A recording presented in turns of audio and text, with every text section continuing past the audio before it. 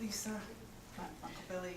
I was his first niece, or nephew, and his father was my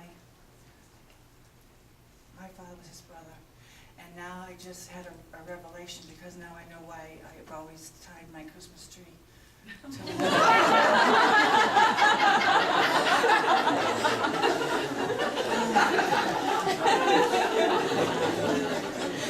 I've told many people over the years to do it, and they thought I was crazy. And one time I was at a friend's house in Melrose, Massachusetts, and we were all sitting in the living room.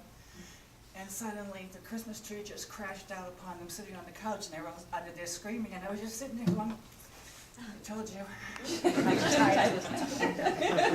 Anyway, Uncle Bill gave me my first rocking horse when I was little.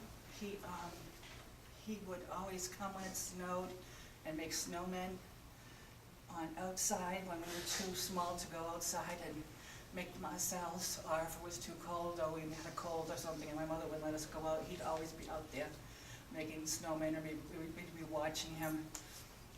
And when he was in the service, I waited every day for him to send a letter, and sometimes it came with a photograph, and that was like Christmas every time it happened. And that's where I got the love for the song, Please Mr. Postman. And then one last thing. When my father died at the age of 58, he apparently asked my Uncle Bill to look out after us. And even though he lived in Florida and we lived in Massachusetts or Connecticut or wherever we lived at the time, I drove here right now from North Carolina, he always looked after us, even though we were nowhere near him. He constantly called and made sure we were okay, tried to see us and things like that, and it really meant a lot to me. I talked to him recently. I was glad I was able to tell him how much I loved him before he died. I wish I came to visit him instead, but I never believed that he would go, because he always rallied and then went on a road trip.